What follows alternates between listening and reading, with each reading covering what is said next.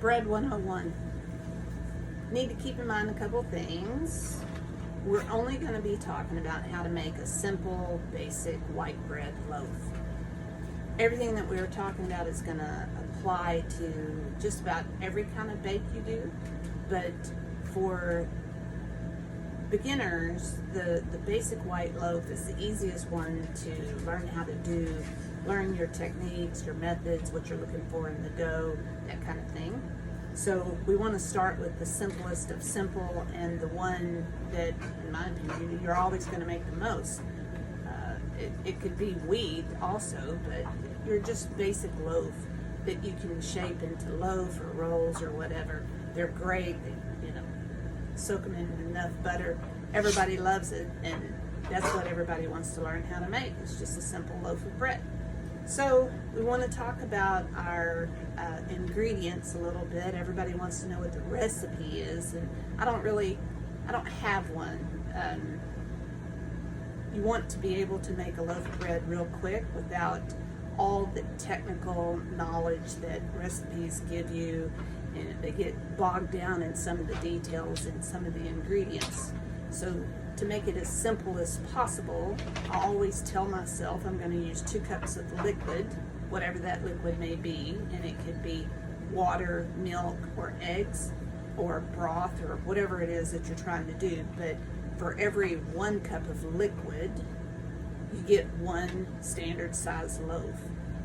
No point in making 1 when you can make 2, so I'll always make 2. My mixer will handle that much dough, so go ahead and get 2. If I don't think I'm going to eat it, or if I can't share it, I'll take that cooked loaf, wrap it up, and throw it in the freezer for the next time. So there's no point in making 1. Always try to make 2 just to save on time. If you're gonna, it takes the same amount of effort to do 2 as it does 1, and the same amount of mess. So always try to make 2. So 2 cups of liquid, yeast, sweetener of some sort, salt, and butter, and or some kind of fat, and flour. But I don't measure the flour at all. Most of the recipes that you see are going to show you, 1 cup of water, 3 cups of flour, and it's just not true. And it's where a lot of people, their loaves come out bad, and they don't know why. And it's because flour is an absorbent grain, and sometimes it's less absorbent or more absorbent depending on the environment of your house or what's going on outside. If it's a rainy day, how you've handled the flour, or the shipping process through the flour.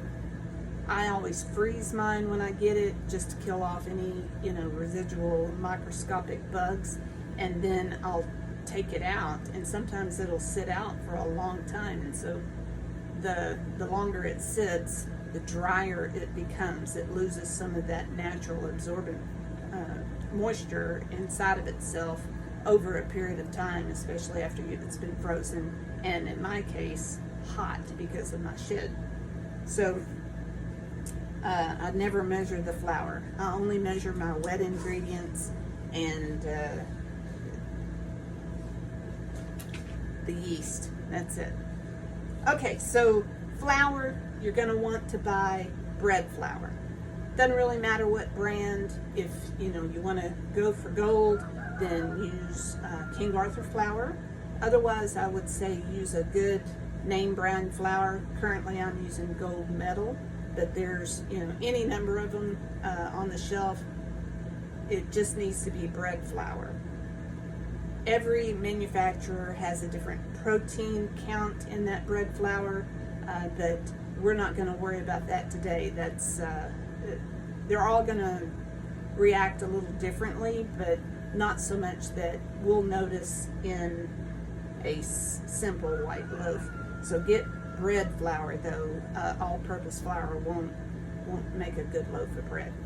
And so you want to make sure bread flour for sure.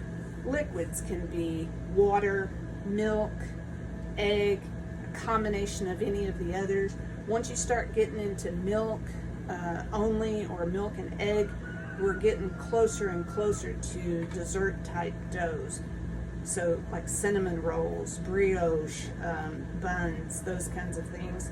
So the liquid, you're going to use the 2 cups, but what that liquid is determines the actual texture of the bread.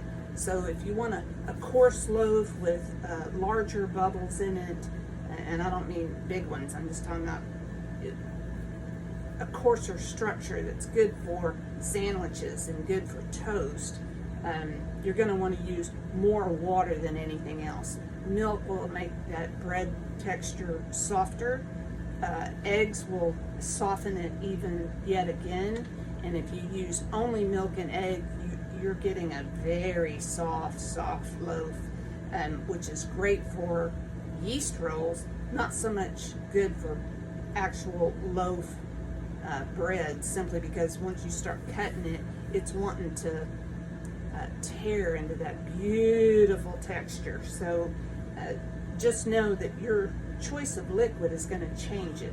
Typically, today I'm only going to use water so you can see what that texture is like. I may double up on that and make another 2 loaves after this video and use a little milk.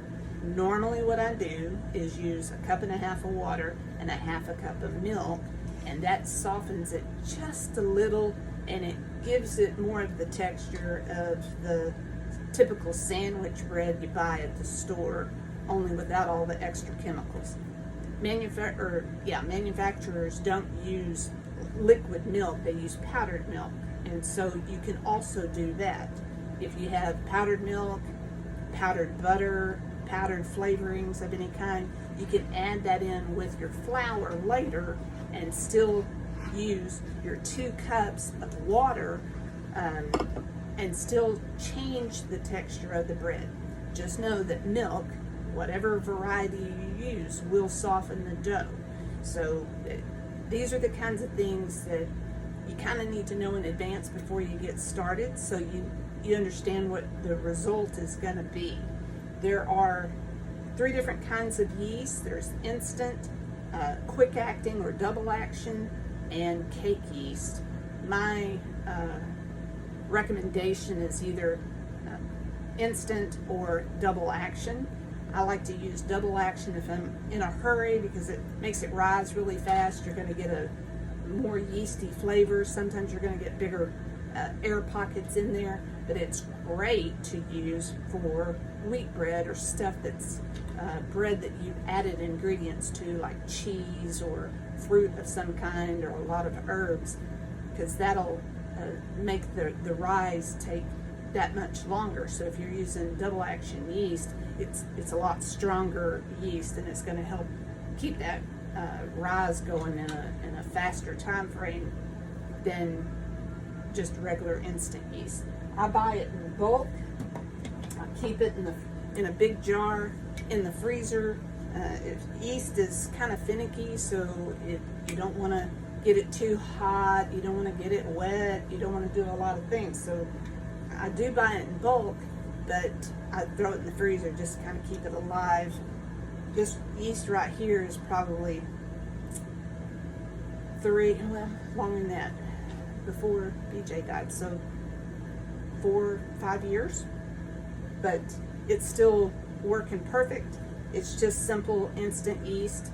And like I said, I buy it in 1 pound bricks, and I bought a couple bricks and threw it in my mason jar, and I just keep it in the freezer, and it works great.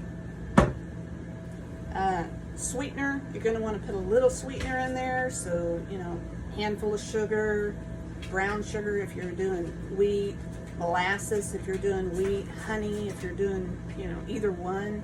Honey, all of the sweeteners are good. It just feeds the yeast a little bit. If you want a sweet loaf, you can put more in there. I just like a little bit in there to kind of tone the flavor down a little bit. I don't put enough in there that you actually taste any sweetness whatsoever. So you'll see me put a handful in there, and that's it, but I don't measure it. But I'm figuring somewhere for 2 loaves of bread, 1/8 cup to 1/4 cup of sugar. So, your mileage may vary. Just know that this whole video is so you can see that the only thing you're really measuring is the liquid And even there you can be a little, one side or the other. It doesn't have to be perfect or exact. And the yeast, just simply because you don't want to put too little or too much. So, after that, don't try to be exact. Make it easy on yourself. And so that's what all of this is about. Fat, you're going to use a half a cup of butter for 2 loaves of bread. So, if you're making 1 loaf, it's 1/4 of a cup. And for this whole 2 loaf batch, I'm going to use a teaspoon of salt. You don't need a whole lot. You definitely don't want to forget it, because it'll taste very plain, and it'll still smell like beautiful bread, but it'll taste very plain. So just remember the salt. Put it in later, and we'll talk about that here in a minute. 1 cup of liquid per loaf. Just remember that. So, if you want to make 3 or 4, just double everything that we're doing here. We're not measuring the flour. It's all going to be by look and feel. And you're going to see, I'm going to make sure that you're up close and personal with me touching it, giving you some instructions on, what you're looking for, when is it too much. You can do this on a board and hand knead. Just know that when kneading comes in, it's easier and you'll be more exact if you use a mixer. In fact, it'll make this whole process that much easier, because everything's kind of contained in one spot. You're not leaving a big mess behind.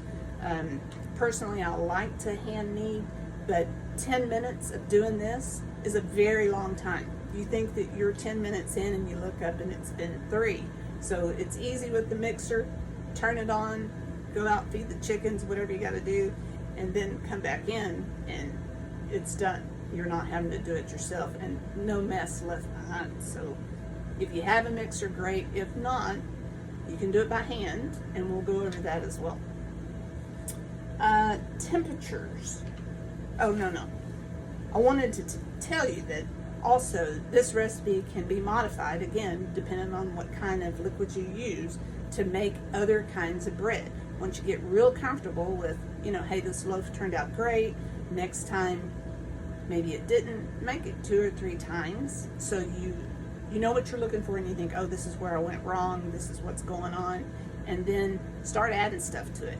Know that, if you add something to it as far as the flavoring or an ingredient, it could affect your rise time, but it's not going to affect the texture or the the overall part of the bread that you're looking for. So you can take this same recipe. You don't have to put it in a loaf. You can make buns out of it, or rolls.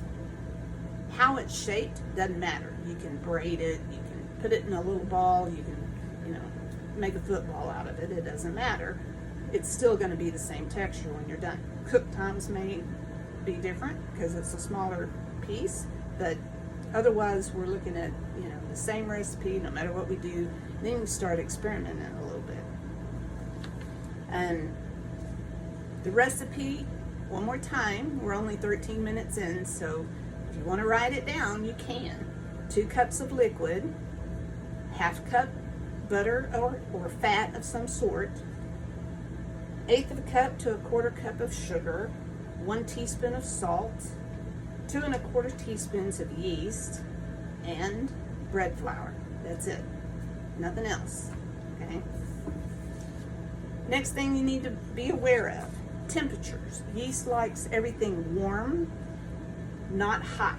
If you have, I think I put it up this way. Yeah. If you have a digital thermometer, that's going to help you out a lot. Otherwise, you can do it by feel. If it's too hot to stick your hand in the water, then it's too hot for the yeast. However, keep in mind, you have a bowl here